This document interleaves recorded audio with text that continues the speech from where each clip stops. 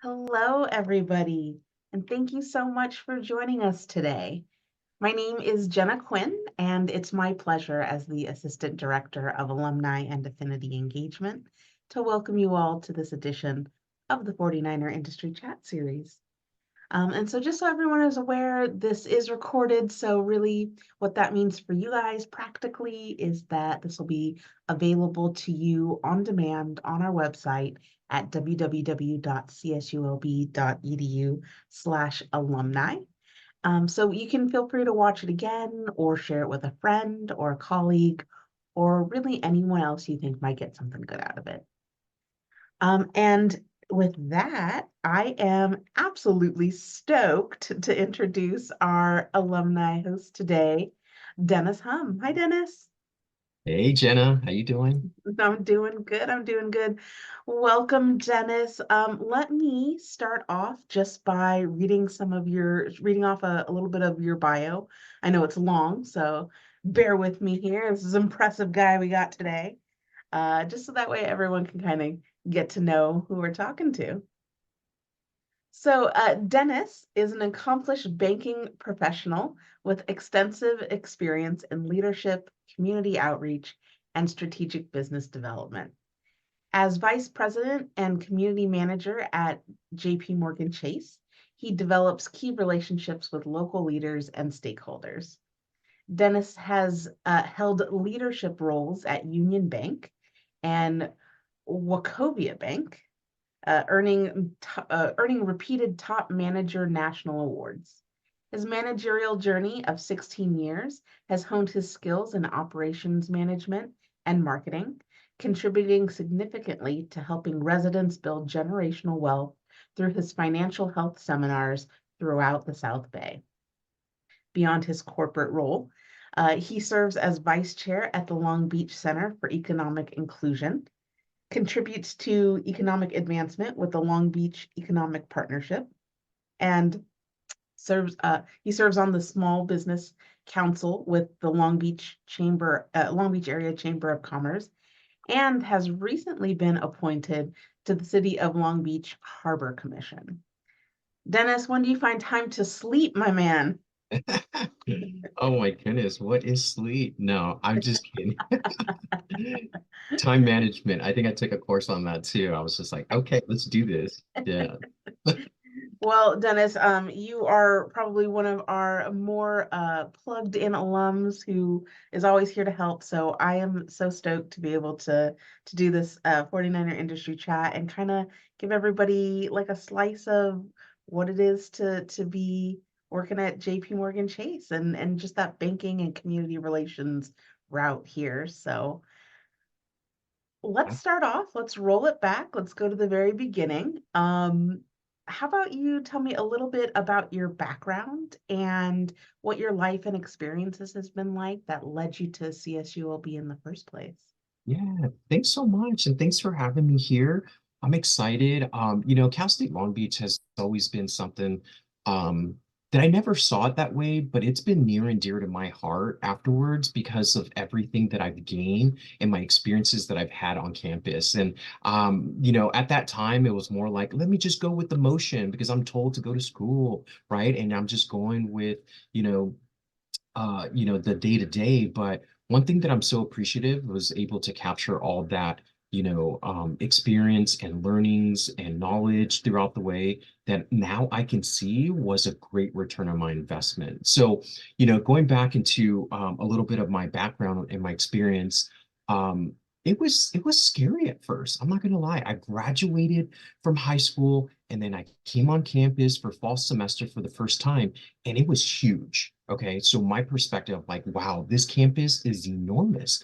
Like, where do I go? Where do I get started, right? And all you have is your map, your classes that you're supposed to go to, and your list of things to get and textbooks to like, buy.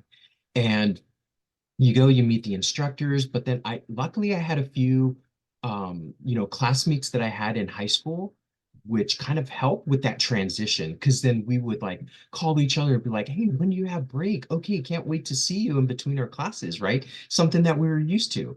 And that helped along the way. But then once I started noticing that after that semester, our schedules wouldn't realign, I was on my own, right, to navigate things through.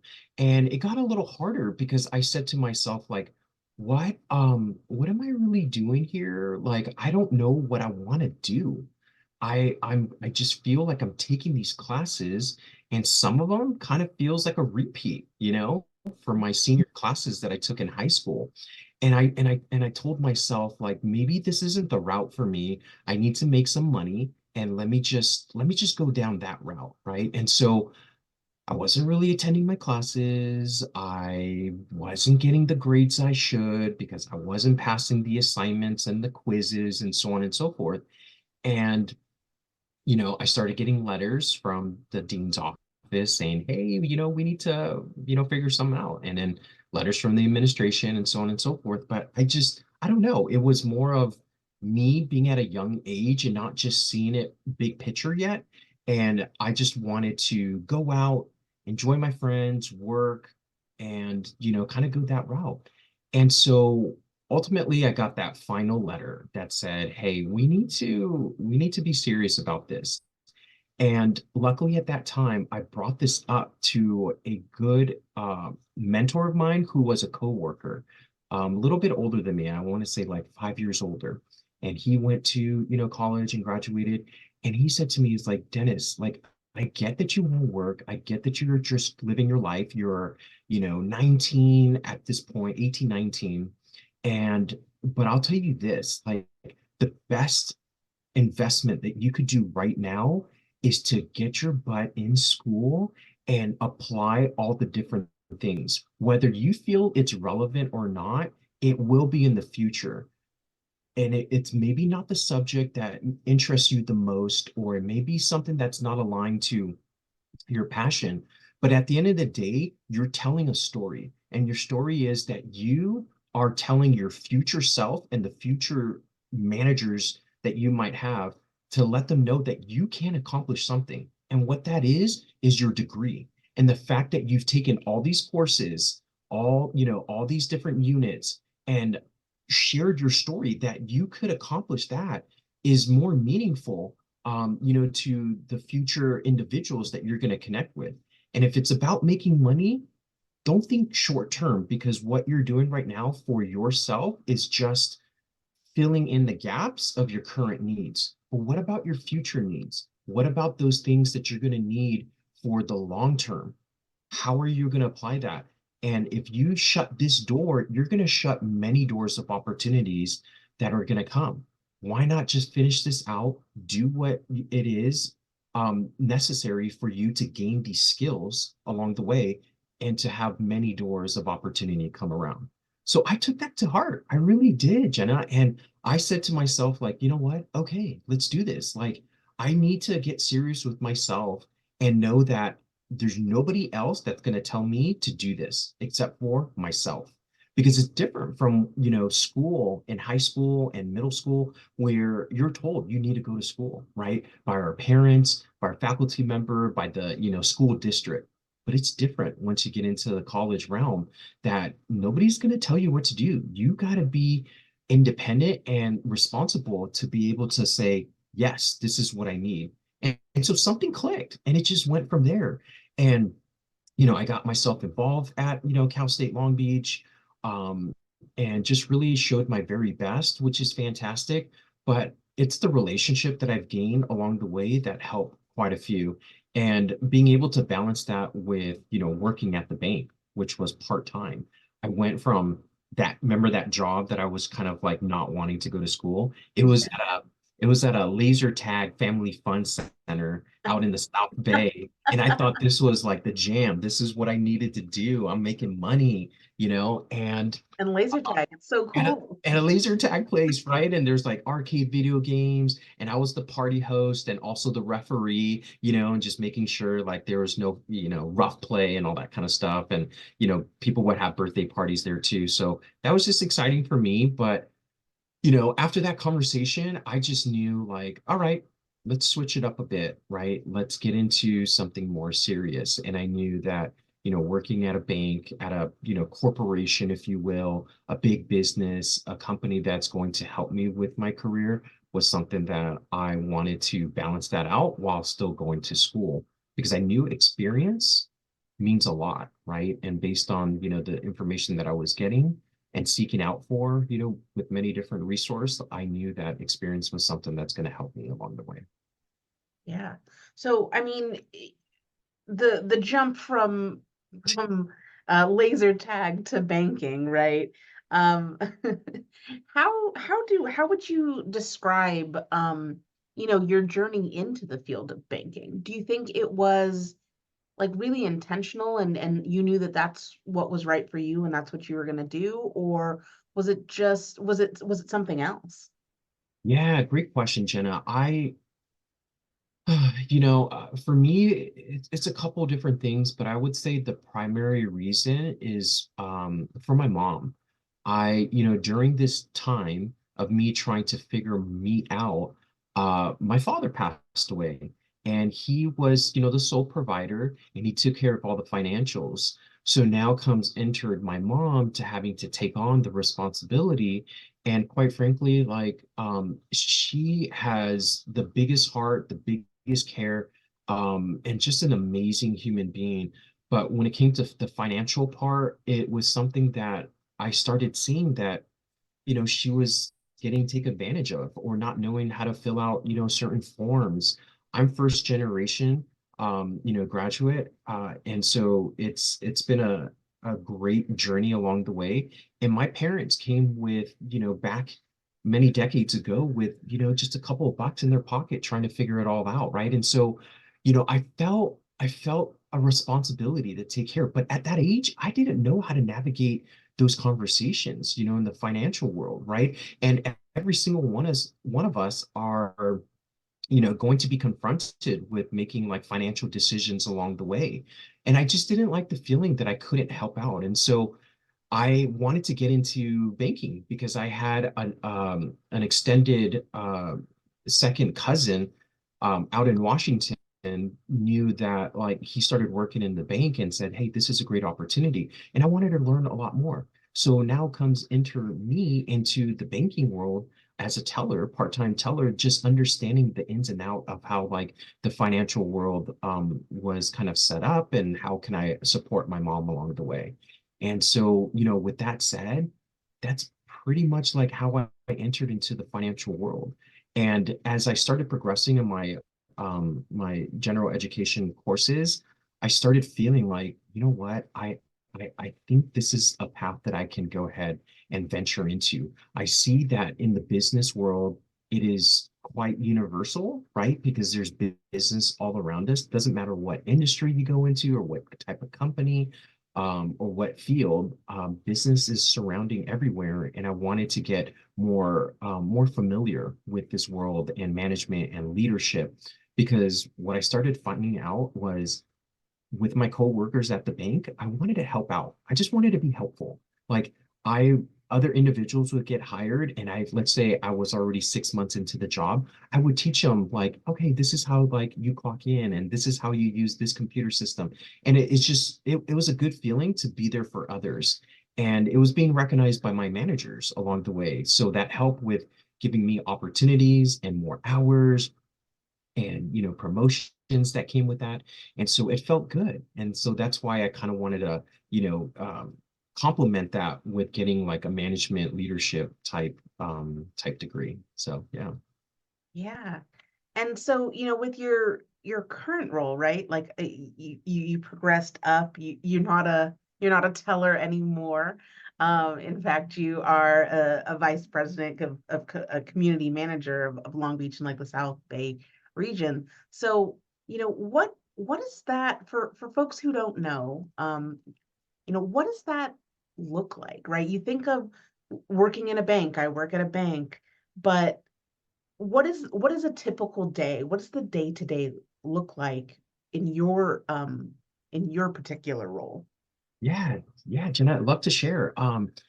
During those positions previously, they were more like sales focused, right? So you would deal with clients and really build those relationships. You find opportunities to help them out. Because I feel that everything that's offered at a bank is there to help, individuals with their financial future, especially if it's like connecting and mapping out the way that it fits their needs. And so along the way, the best thing that I would say helped me was connecting and building genuine relationships with people, like that social aspect. I can't really say like I'm a extroverted kind of person, but I just really take in tunes and just am curious, just to help out other individuals. And so I feel like that has gained me this opportunity and this access into the world that I'm in now, because other leaders at the bank saw my ability of wanting to like help others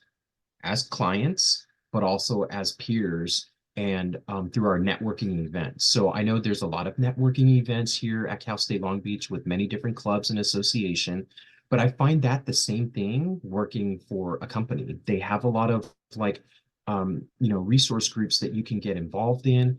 And I just kept that going because I like connecting with people. And so that's where I met executive leaders that eventually gave me this opportunity. They tapped me on the shoulder and saying, "Hey, Dennis, like we've seen you at these networking events, we've seen you speak, to certain topics along the way, and you've always had a passion just to really, advocate for others and just being real in the same time too. I think you would be a great fit in this job." And I'm like, "Okay, tell me more. It's brand new." They're like, "Well, the number one thing that you're going to do is just you're going to be an external individuals, a public facing ambassador connecting with, universities, nonprofits, for profits, founders, CEOs, churches, schools, veterans. I mean, you name it, everything, under, the South Bay and the Long Beach area. And primarily, you're just going to be building those relationships, but giving them financial empowerment along the way. I raised my hand. I was like, what does that mean, financial empowerment? Well, sometimes there's a gap between what people feel that they're currently in to where they want to be. And for us and for those individuals to accomplish those goals, sometimes they need a navigator. Sometimes they need an individual that's going to help them get there, but giving them options, letting them know what their resources are along the way. That's where you come in, Dennis, like, and being able to be that advocate that's really going to connect the dot and be able to be there for individuals, not at a high level, but at a community and neighborhood level. And I said, say no more. Where do I apply? Right. And so I just felt like it was a perfect fit. And I enjoy being in this role. And I'm 3 years into it. And when I first started, like my contacts was within the branch network, right? At a financial office. And I told to myself on day one, like, oh my God, where do I go? How do I get started? And what I did was say, I connected with past, clients that I've had, but more importantly, I just got out there and just introduced myself, right? And just connected with all the different organizations and entities out there and saying, I want to help. Like, I'm just here, give me an opportunity just to listen in and seeing like what is a priority for you guys and how can I be of a resource. That's it, right? And I did that here on campus too. And I feel like now character means a lot, and I'm meeting so many great individuals and faculty members and board of directors for these like school clubs and association and all the powerful individuals behind the scene making it happen, for the students and their future. And it just feels like there's so many different alignments, which has been fantastic.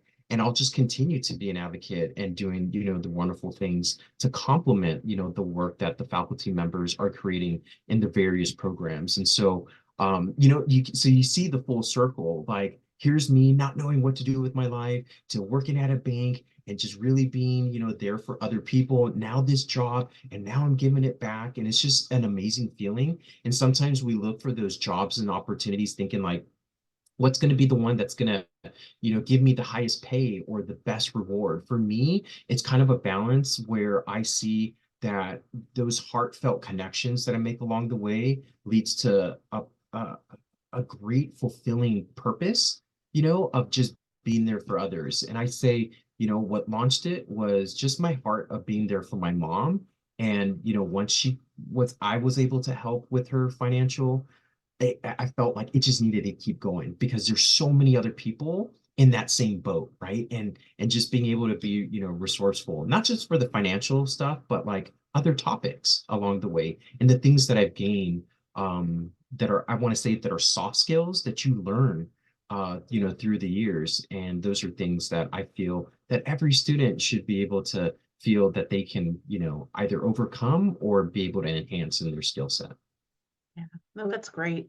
And I think one of the things that you said that I absolutely loved and kind of want to delve into a little bit more is that like this position that you have now, you kind of got through networking. So in your industry, right, in banking and in your specific case, like how important is networking and what is your relationship with networking looked like? And how do you how how does one network for someone who's thinking like, oh, I've never done this before to getting to a place where it's really useful to them? Like what's the best practice there? Yeah. Oh, my goodness, there's so much to be said. But I'll tell you this, No, big question, right? right? No, that's a really good one. Networking in the word itself can probably feel bigger than it really should be.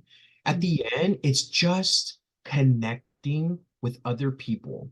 And I look at it from that perspective because it brings down the anxiety behind it to make it seem that we are on a two-way street, just getting to know each other. That's it, right? And so, and I wanted to make sure that that becomes some, because at first I would just be very professional, Dennis, just coming in all proper and just, formal and all that stuff. And I just knew that what made it easier for me was me being my authentic, real self when I went and introduced myself to other people. And instead of it being about me, I reversed it in my headset and made it about the people that I'm about to meet. And so I wanted to be curious as to what they did, where they work, how's it going, right? And it's just a wonderful thing because when you show interest in other people, they tend to open up and the guard comes down, right? And because knowing that you're networking, everybody's just thinking about their own self and how they look, how they appear, how they sound, right? We start to internalize all those different things, but make it less about you and make it more about that individual that you're about to meet with the heartfelt connection, with no other agenda, but just getting to know them. That's when you get to sense that they really start to open up, and first impressions, which are lasting impressions, are really made in a genuine way, right? Because they can see the sincerity and the tone and the body language that you're taking an extra effort and wanting to really get to know them, right? Instead of a transaction, right? Let's take the transactional component away from it and let's make it more relational, right? So that way they can see that and reflect when they leave that networking event, they drive home. I'm sure they probably met, I don't know, anywhere between 5 to 10 to 15 individuals, but which one made the lasting impression that they say, I want to reconnect with this person, right? And so when you look at it from that perspective, it just brings the entire focus on you and all that type of overwhelming feeling away, and it makes it more about the other individuals that you're trying to connect with. So that's the mindset that I have when it goes into networking. But I'll tell you this, it's never going to stop, especially if you really want to be successful, not just in your career, but in life. Because we're social beings as human beings. We always want to connect with others.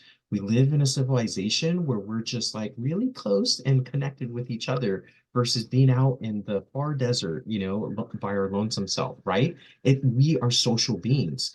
Whether you're extroverted, introverted, or somewhere in between, throw all those labels out. At the end of the day, connecting with other people, however we see fit, if it's just one person, wonderful. If it's five, great. It doesn't matter. The point is that you're meeting new people that have different experiences or different specialties or superpowers that you're going to be able to complement each other down the line. And if you keep in contact with them, they're the individuals that's going to help you along the way, whether it's a boost in your career or an advice like myself, going from laser tag to banking, or an advice that you're going to be able to obtain and just give you some good direction, right? And so look at it from that perspective, not so much what you can gain, but what you can give. And what you'll see as a result is something genuine in those relationships. Yeah. Oh, that's great. And I think that's a good tip, right? Like get out of your own head and don't think too much about how you're coming off, but really put it on them and put the focus on them. I think that's great point of advice. Definitely. So switching up, I have a two-parter question that I love to ask everybody because I think it's a fun one. Um, so the first part is, what is the most challenging part of your job? Oh, yes. Okay. When I first started, it wasn't like your regular 9 to 5 at an office, which what I was used to, with clients and managing a team. In this role, it feels like your day can just, be an open canvas, and it can start as early and it can end as late, right? And so it's constant communication, but instead of looking at it from like a transactional perspective, I just made it part more of like, this is my life, this is my relationships that I'm building along the way. And I happen to work and do this job, right? And so that changed like my mindset of looking at it from that perspective. But um, my structure, it really can look like a lot of meetings on certain days. Every day is completely different. And then other days I'm at, doing seminars or presentations or out and about in the city, making connections with new individuals. So there's a lot of different ways that I feel you can really put a focus on how, you create your own day. But I just know that I want to make every day a little bit different and meet somebody new and learn something new, right? And so for me, that's something that I hold to me because I can't stay stale and I can't keep my place at the same position, right? Not job position, but like my where I'm at today. I want to continuously be curious and learn from other individuals, but also learn for myself as well. And so it can get chaotic, but for the most time, like you create your own day, right? And sometimes those chaos, I create that, right? Because I tend to say yes to everything. And sometimes the best respect that you can have for yourself is be okay with saying no, to certain things that may come up, right? Be kind to your schedule along the way, know which ones that are priorities, but when you do say no, always have a follow-up as far as other options. Why? Because sometimes you saying no, which is okay to do it, may come off like you don't hold them as a priority, but back it up with some other options. Like, no, I can't because I already have some commitment at this event, but I would love to do something with you and your plans. How about we reschedule for another time? Or what does your calendar look like in the next couple of weeks, right? Because now you showed a vested interest into what they have that's going on, which is their priority, right? And you never know if that's going to be something that's going to complement you into your future. But knowing that you didn't like break that bridge is also just as important because connecting and keeping with on top of those relationships is going to be something meaningful in the long term. So that's how you kind of balance it out for the most part. But give yourself some cushion in between each event or class or commitment in between for you to kind of reflect for that moment and just saying like, all right, this is some good self-reflection. These are the things that I've gained from here. These are the things that I did not gain. That was the time waster. And you kind of figure that out for the future. So, Yeah. uh, so yeah. All right. Hey, a challenge, but a challenge that's you can overcome. Yes, Well, absolutely. the second part to that question, what's the most rewarding part of your job? Oh my goodness. I'd say um, I'd say the impact that you're having to the individuals that you are helping, right? It goes back to me being just a helpful person. I know that sounds very simple and very basic, but just internalize that for a second. How can you as a person be more helpful? And so for me, I am always putting on that hat, that helpful hat, and just trying to connect people with resources or individuals or just giving them advice along the way is something that is very rewarding for me. And so when I do like my financial empowerment workshops, or I'm speaking on a different topic, or I'm connecting with individuals one-on-one, it's that sense of appreciation and acknowledgement that whatever I said, it's being received, and it feels good. Like internally, it feels it feels good to be acknowledged in that way, but it also feels better that that individual took whatever I said that I've learned from many of my mentors and many different individuals, throughout my professional and personal life, and was able to pay it forward. And I think that's the best thing that we can do. I wouldn't have this opportunity and graduated and continue to be a part of the community if it weren't for other individuals that gave me these paths. And so I'm very appreciative of that. And I will also want to pull others into this realm too. Whatever, topic, subject, or interest is, like there's so many individuals that are just navigating through their own life. And if, they welcome it, I want to be able to give, and just to be able to, help other individuals along the way. So for me, that's that. And I do feel, that it motivates me just to keep going. So and that's probably that leadership component that I had when I first started, as a teller, helping other people. And it never stops. And though I don't manage a team now, my team is everybody that I meet in the community, So it just feels nice to be able to still contribute and help others. No, I mean, I think that's that's very clear, with all of your involvement in the many different organizations that you're involved with. And um, yeah, so I think that's sounds like a pretty nice reward, right?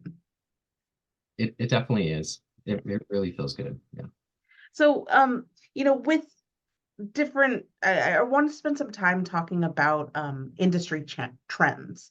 I know that there are some trends that exist across all industries, right? The rise of AI, the potential for economic downturn in the near future. So I just want to ask, like, what are some of the hot button topics for you in the world of banking and community relations in banking? And what are some of the things people should keep their eye on? Yeah, absolutely. When it comes to technology and the advancement of a lot of different, applications that are happening on the day-to-day, for instance, like AI, I believe everything that we have, we need to respect and not let it, um, you know, take over every function of what we do, right? AI is not to fully replace, but it's to enhance. I feel like in the day-to-day use of AI, I feel like it's the framework that allows us to build upon that, for us to be able to, fill in the gaps, for us to inject our own flavor, our own style, our own, words, choices, however we want to apply or what we're using AI for. For me, in the banking world, I may use it from time to time for, written communications, or being able to gather, talking points along the way. Now, does it replace me? Absolutely not. Because if it does, will it sound like Dennis? No. Will it sound like whoever's using it? That's where you want to just be more cautious about that. But can it help build that framework, as far as like, this is the intro, this is the body, this is the conclusion, and then you remove the majority of that and you plug in your own style into it, so at least it helps you along the way. I find that that's most important. Now, with any new technology that's coming on, I feel there's always a hype, right? Because we don't know, and there's there's something of the unknown or the anticipation that can seem troubling or unsettling at first. But when we fine tune of what that looks like on our day to day, and making sure that certain tools don't fully replace us, I don't find it being a big issue. Say, for example, like the World Wide Web, right? And us having a search engine. And I know there's been many types along the way, but today, whatever that search engine is for you, it's been in use for the past couple of decades. Did it replace us with the questions that we have? Checking out the weather, or, you know, uh, how do I make, what are primary colors, or like what happened 10,000 years ago? I mean, those questions are still there, and the encyclopedia is still within our fingertips. Now with AI, it's a little more advanced, but if we use it the correct way, I feel that it helps us with our day to day, and not so much in a position where it's going to fully take away.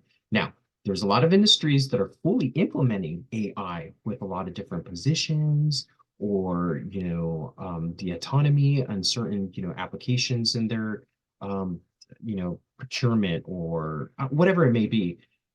Those are things that maybe, in my opinion, we might gone a little too quick, because if we can stagger it out and go through that transition of seeing how that can implement and help for the long term, that's going to be something that's also for me important, because I can't feel we need to take away from certain things, but we need to make sure we balance that out. I think there's a lot of eager beavers out there ready to implement a lot of different things and be the first one to get that new prototype vehicle, and the first one to get that new, you see what I'm saying? Like, I think we need to observe, pivot, understand, learn, and kind of balance that out from an ethical perspective. Yeah, for sure. Now, in in banking, I would say that, and in community relations, right? I want to know, like, what role does or what kind of presence does diversity, equity, inclusion take in your job? And what goals do you have surrounding it, and what goals do you think that the industry in general have surrounding it? Oh, wonderful question. It is huge for JPMorgan Chase, diversity, equity, and inclusion. It's pretty much the framework and the DNA and how we operate. We're such a huge company. I believe we have over like 250,000 employees in various lines of businesses and departments globally, right? And so when you're thinking about us all aligned, trying to do good in our day-to-day job for the overall like performance of the company, how do we get everybody to look at things in the same direction? And it starts with the culture. I feel like if you feel included in a culture, but also in the sense that they are respecting how you know diverse your background are, or your opinions on certain things, and they keep it in a place where it's very inclusive, like, for me, that's huge, and that's a win, and that's what I'm getting here at JPMorgan Chase, which is fantastic. Now, let's zoom in into my current job right now with what I do out in the community. There's no better example than the focus that I have right now, and that's to get involved throughout the community here in Long Beach and the South Bay, and for areas that I feel that are underserved, or aren't getting the resources that they should be, from basic needs to educational components, and also just um, uh, you know resources along the way. I find that we collectively with many different, companies and organizations out need to stack hands together to make that happen. And I've been doing that with so many amazing partners that I've had here in the area of Long Beach and beyond. And it's a wonderful things because we can't do this work alone. We need to be able to do this work together and stack hands because we all play to our strength and our connections that we have. And this is something that we're uplifting the community, whether they're first generation students or, they are don't feel that they have all the different, resources. This is where we come in to provide that and just build that awareness behind that, right? And so, and that's why I hold like Cal State Long Beach near and dear because you guys have such amazing programs. And I feel like the awareness component is just it's an everyday assignment, right? Because there's so many students and there's so many wonderful, things that are happening all the time. And everybody's lives are busy. Let's just call it for what it is. But you guys being advocates for it is something that I want to continuously be a part of and help out. And but do you see how that also connects to like my job in trying to do good for many others beyond Cal State Long Beach, but beyond Cal State Long Beach are the students and where they reside, right? And so you see how it is just complements each other on campus and off campus. And that's where I feel like DE&I really comes to place. And if they can feel that around the clock in their neighborhoods and on campus and where they go out to eat and where they do their hobbies and recreation, I mean, that's just an amazing thing for them to feel like we're all connecting and trying to help out. But again, this takes many individuals to make happen. And the more that we get other like-minded individuals to like stack hands and make this happen, the better it's going to be for the long term and the future generations. Yeah, for sure. Well, Dennis, believe it or not, we are coming close to time, By the way, but there's one question I always really like to ask towards the end, which is, if you could go back to yourself right before you're about to graduate from CSULB, and you could give yourself one piece of advice, what would you give yourself? yes, be kind to yourself and don't give up. Life is always going to have ups and downs, peaks and valleys, successes and challenges.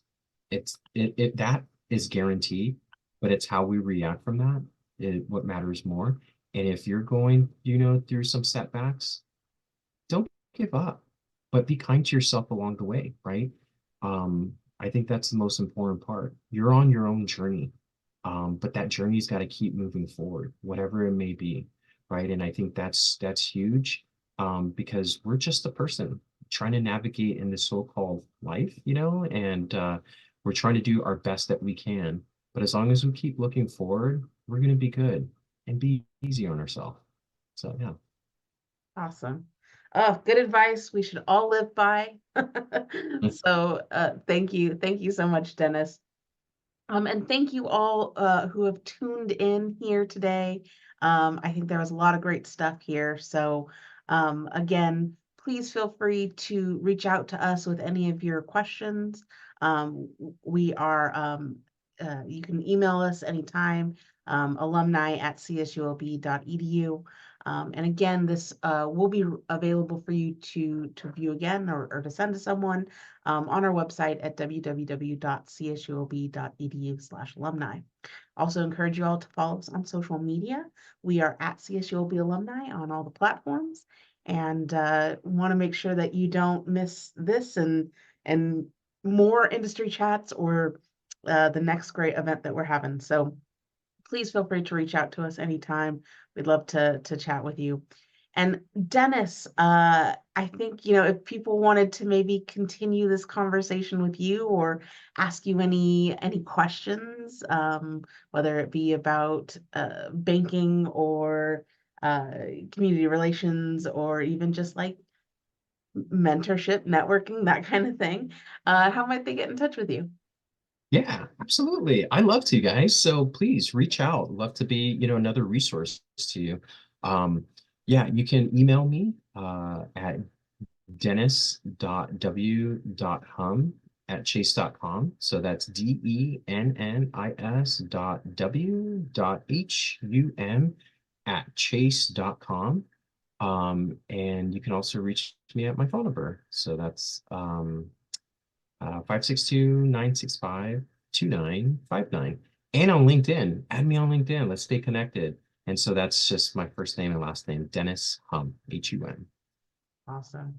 Well, thank you, Dennis. I hope that y'all take him up on that because he's one great resource for y'all. So thank you all again for joining. And until next time, see you soon. Bye. Bye.